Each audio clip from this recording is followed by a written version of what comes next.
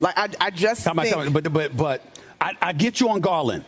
Mobley I like a lot, but he's been shooting the ball exceptionally well. He's had the ball in his hands more. Is that going to happen? Is that going to last during the playoffs? I'm not worried about it. We all knew Kenny Atkinson could coach. I just need him to be able to hit mid-range and still be a problem defensively. That Twin Towers defensively in the postseason? Okay. Before we get back to the Super Bowl, almost at the All-Star break, who's your favorites right now?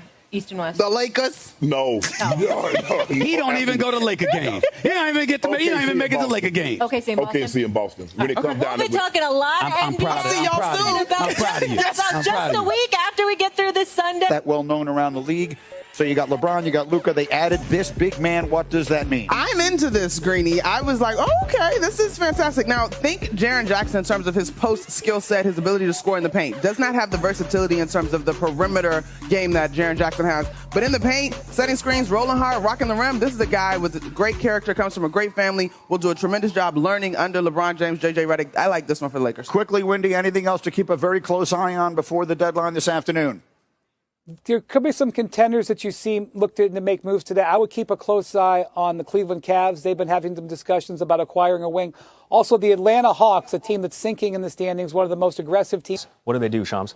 In about all these days, 4 or 5 days, the Lakers have exhausted both of their first-round draft assets. They traded their 2029 first-round pick in the Luka Doncic deal. Then last night, the 2031 first-round pick for Mark Williams. But they paid a pretty steep price here. Dalton Connect.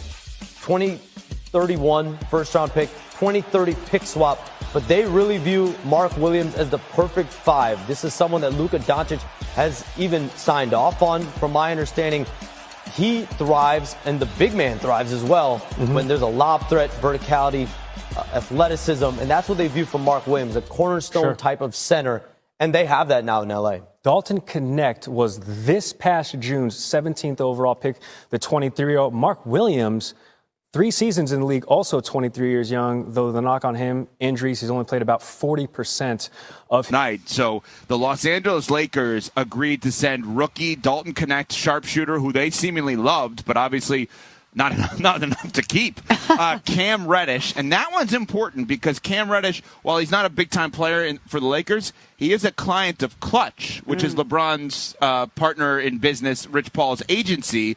And there was all this speculation for years. Oh, they're never going to get rid of the Clutch guys. The Clutch guys are always there. Well, not so fast. They get rid of Cam Reddish and a 2031 unprotected first-round pick and a 2030 pick swap. So that's an enormous amount to go in another direction for center Mark Williams. Mark Williams is a guy who went to Duke. Mark Williams is a guy who's a 7-footer, a lob threat, who this year averages 16 points and 10 boards. He is a monster on the glass. He is someone that no one would have thought would have been available to even get. And the Lakers, again, what do we always say? Start with a no. The Lakers probably they talked to Luka, supposedly. Luka gave them the list of kind of qualities that he likes in players. Lob threat, big, long center. They're looking around the league and like, why don't we call for this guy who should never be available by way of trade? And the Lakers got him. The Lakers are not only set up for now-ish, but they are big-time set up for the future, like overnight. No doubt. And here's the thing. The Mark Williams move doesn't come without risk. Yes. We know that this guy's had some trouble staying on the court. He's only played in 84 of the possible 212 games through the first 2.5 seasons in the NBA. So that's a part of the issue. I think he's played in 22 games this season. So I see why he was made available by the Charlotte Hornets, but it's a risk that the Lakers had to take because they had such a need at the center position. Remember, Rob Pelinka yesterday, when they introduced Luka Doncic, or 2 days ago when they introduced Luka Doncic, he said it's a very dry trade market when it comes to bigs. Well, he found a young, athletic big with all of the dominant traits that pair well with Luka. And, oh, by the way, we get to put them on the same timeline. Luka's 25 years old. Mark Williams is 23 years old. Yeah. So this is a guy that is going to be a walking double-double, and he's going to give you some rim protection, too, on a defensive end, which is going to be important on any Luka Doncic team because this guy is not a plus defender. So I thought that was important. But the sneaky big part of this trade that a lot of people aren't paying attention to is the fact that both Cam Reddish and Dalton Connect were in this deal. It's a 2-for-1 deal. So now you open up a roster spot, and the Los Angeles Lakers can be players in the buyout market this season. So a couple of days ago, I wasn't sure what this team could be, but to Evan's credit, he pointed it out. this could be the year that the Lakers go on a sneaky deep playoff run. Yeah. I'm not taking it off the table. I said yesterday that this team had a second-round ceiling. I'm starting to backpedal off of that a little bit. I'm starting you would have never expected this. I'm starting to soften on that a little bit. I didn't see this move coming. How could you? But here's the thing, and here's why it makes so much sense, Ev. The 2031 draft pick is not as big of a deal now that you got Luka in town. We said it that day. We said it on Monday. We said on Monday that every move that they were making or not making was because they were hedging the bet against the future. They would say to LeBron, we can't trade 29 and 31 or whatever the tradable picks were because you're not going to be here, thus we don't know if we're going to be good. Well, now you know Luka is going to be there more likely than not. They're going to give him every cent he wants out of a contract, and so you can bet on Luka that you're going to be good and not in the lottery. So who cares if you give up I shouldn't say who cares if you give up unprotected picks. It is a safer bet to give up an unprotected pick when Luka is on your team. And the Los Angeles Lakers and Rob Pelinka, who was destroyed for years with a lot of moves, have made good move after good move. They've had the best week in years. Can't criticize Rob Pelinka anymore. He's been awesome. You know what I love about this, too? The Lakers feel like the Lakers. The fact that they went out and they got one of the biggest stars in the league in Luka and extended their window to win. The fact that they're going out, they're taking these big swings. They're putting the pieces together to fortify themselves to be contenders moving forward. As just somebody who does not have an NBA fandom, as an observer, I like it when the Lakers are good like this. I like it when they're opening their window to win and they're going to be in contention for a time to come. I think it's amazing. And here's the other part, Smalls. A year and a half from now, when you have that 2026 free agency class, LeBron James' salary is coming off the books. So you can then add another star in free agency to pair with Luka Doncic, too. Yeah.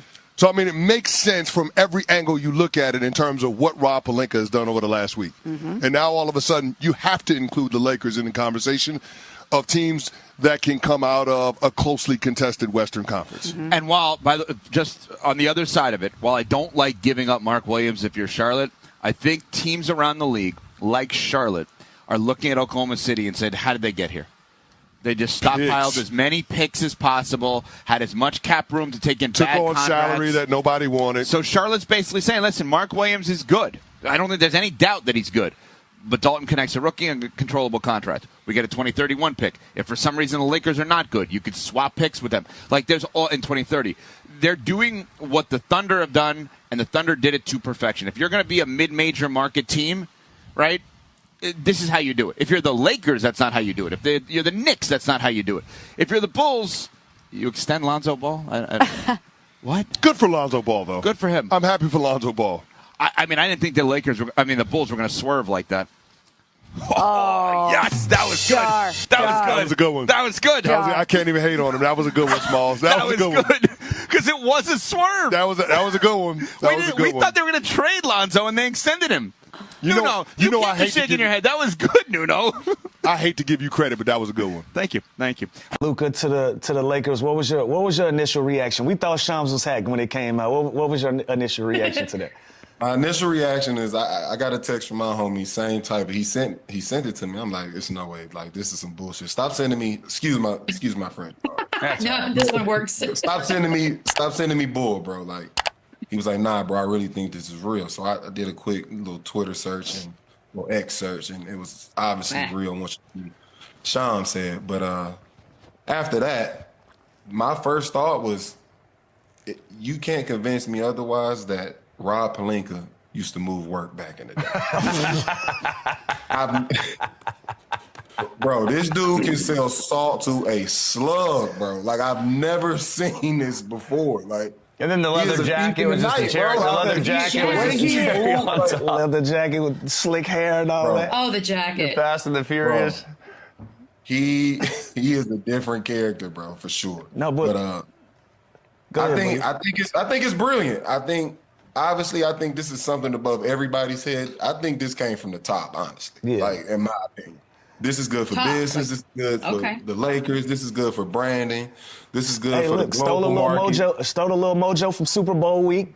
Way to fight back, man. NBA. For real. I guarantee you the ratings will be up after this move and once he's helped. Like, I think this was just a strategic move league-wide. Obviously, I mean, the West just in general has just become that much better just overnight. So I think this is great for basketball. And I believe when the NBA was at its peak, it was because the West was as dominant as it was at that time. So I think we're starting to see that all over.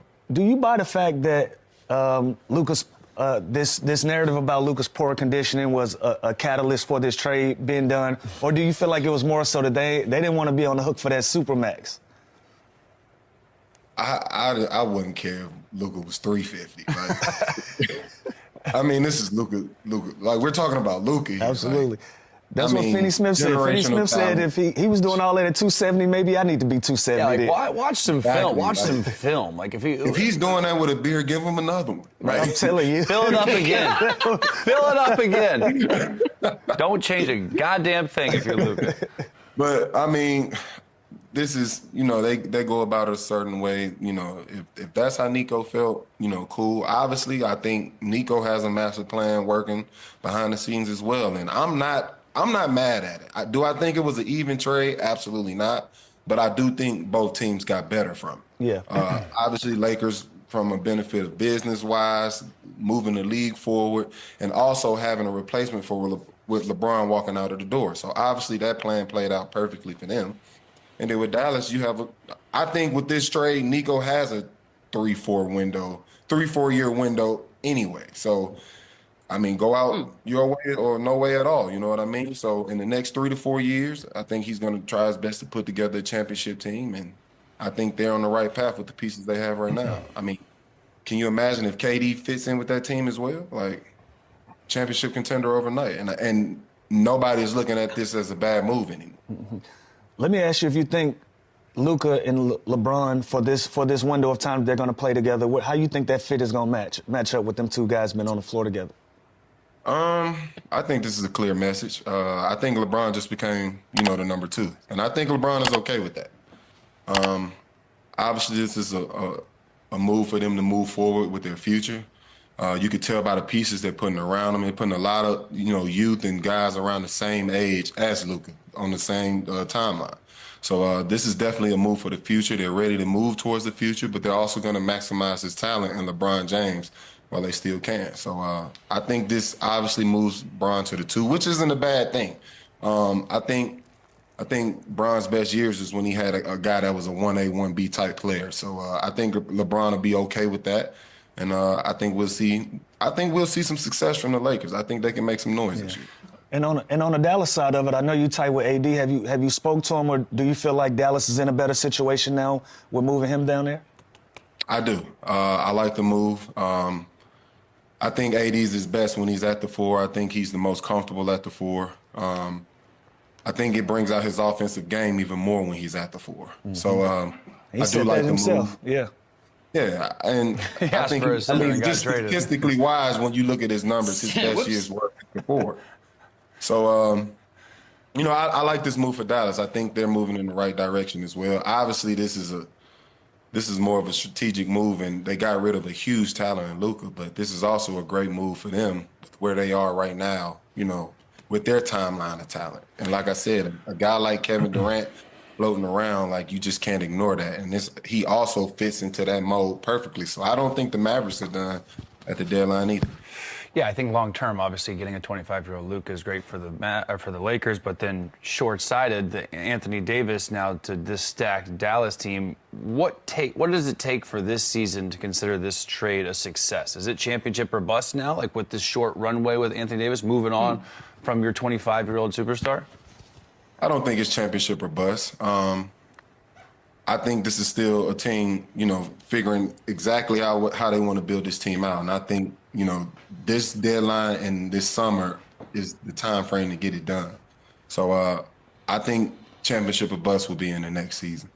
And I think obviously the stuff with Jimmy and Miami, that's different. That's got its own personal reasons. But does a trade like this in Dallas kind of make a player completely lose trust in an organization? If you're a free agent, are you looking at Dallas is kind of scary, man. They'll trade Luka. They'll definitely trade me, or this is just you move on from it? This is part of the business. We've seen scary stories before. We've seen horror stories when it comes to the trade deadline. None this severe, and I think it's this severe because of the level of talent. But we've seen this before, and we know it's no loyalty in this business. Like